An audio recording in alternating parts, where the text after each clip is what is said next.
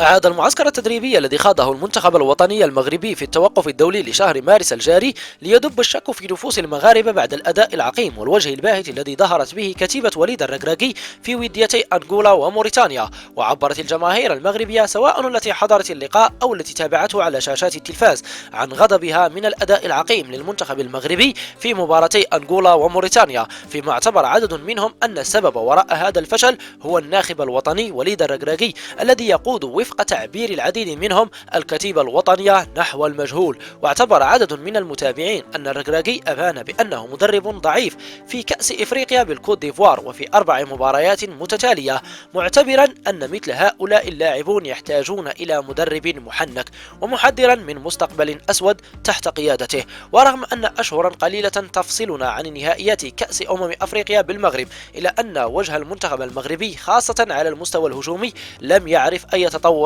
عما عاشه المغاربة في نهائيات المحفل القاري بساحل العاج، حيث ظهر الأسود بوجه شاحب وأداء باهت في أغلب أطوار المباراة، لتواصل النخبة الوطنية مسلسل النتائج المتذبذبة منذ نهائيات الكان. ولم يستطع أسود الأطلس التوقيع على أي هدف للمباراة التالية تواليا، إذ يعود آخر هدف للمنتخب المغربي للجولة الثالثة من نهائيات كأس إفريقيا أمام زامبيا، حيث فشل في زيارة المرمى أمام جنوب أفريقيا في الدور الثمن قبل أن يواصل الصيام عن التسجيل ضد أنغولا، إذ جاء الهدف بنيران صديقة قبل السقوط في فخ التعادل السلبي أمام موريتانيا. ورغم تطعيم تشكيلة الركراكي بمجموعة من النجوم الجديدة خاصة على مستوى خط الهجوم، إلا أن الناخب الوطني فشل في إيجاد التوليفة المناسبة، إضافة لسوء توظيف مجموعة من اللاعبين كلاعب العين الإماراتي، كون الاعتماد عليه كمهاجم صريح لا يناسب إمكانياته ولا يستغل أبرز نقاط قوته. ومن جهة أخرى فقد ارتفعت أصوات المطالبين بالانفصال عن وليد الركراكي بعد الأداء المخيب للمنتخب المغربي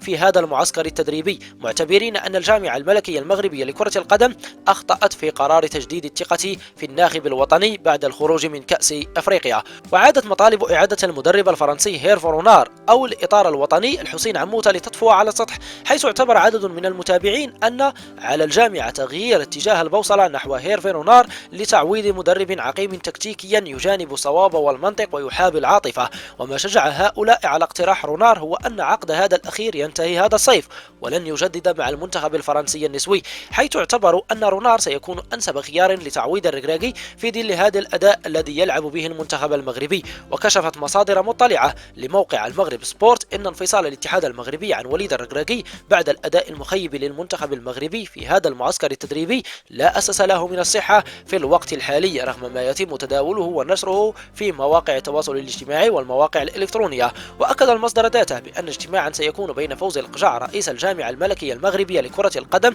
والمدرب وليد الركراكي من أجل حسم مستقبل الناخب الوطني بعدما وضع استقالته أمام الجامعة التي لا تنوي التفريط فيه. وقامت الجامعة الملكية المغربية لكرة القدم في تجديد الثقة في الناخب الوطني بعد كأس الأفريقية بعد الخروج من دورة ساحل العاج من الدور الثاني، حيث يساند فوزي القجع المدرب ويدفع به من أجل التحضير الجيد للفوز باللقب الذي تحتضنه المغرب صيف 2025. وفي المقابل فقد أكد الفرنسي هيرفي رونار مدرب المنتخب الفرنسي للسيدات أنه يتطلع للمشاركة مدربا في كأس العالم للرجال 2026 للمرة الثالثة، بعد أن سبق له أن حضر سنة 2018 مدربا للمغرب و2022 مدربا للسعودية في مونديال قطر الماضي، إلا أن تجاربه السابقة لم تكن موفقة ويبحث عن خوض تجربة جديدة. وأضاف رونار في ذهني كأس العالم 2026 وآمل بأن تكون هذه كأس العالم الثالثة لي كمدرب، هذه رغبتي الشخصية، لكن طبعا يمكن تغييرها،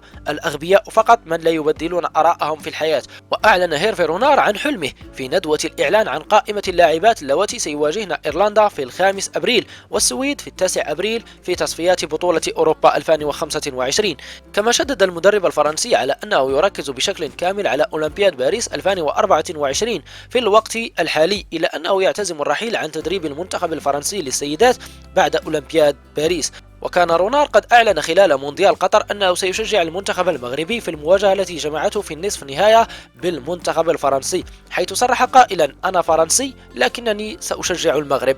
وعبر مدرب المنتخب الوطني وليد الركراكي عن استيائه وعدم رضاه عن التعادل الذي حققه المنتخب الوطني المغربي في المباراة الودية التي جمعته مساء الثلاثاء بنظيره الموريتاني، فيما اعتبر أمير عبدو مدرب المرابطين أن العودة بالتعادل من ميدان المغرب معجزة. وقال الركراكي في تصريحات عقب اللقاء: لا يمكن أن نكون سعداء وراضين بالتعادل على أرضنا، لعبنا مباراة سيئة خاصة خلال الجولة الأولى، كان إيقاعنا ضعيفا ووقعنا في فخهم خاصة مع كثرة الأخطاء. في مثل هذه المواجهات يجب أن نكون أكثر فاعلية وأن نقتل المباراة. وأشار الناخب الوطني إلى أن بعض اللاعبين شعروا بالتعب في المباراة الثانية، ما استدعى وفق تعبيره إجراء عدة تغييرات وتبديل الخطة مع 4 لاعبين جدد، مؤكدا أهمية مثل هذه المباريات لاستخلاص الدروس. وأوضح المتحدث ذاته بهذا الخصوص: أهمية المباراة تكمن في أن يتعلم اللاعبون من أن اللقاءات على أرضنا تكون أكثر صعوبة، فالخصوم تأتي إلى هنا بغرض الخروج بالتعادل وتضييع الوقت.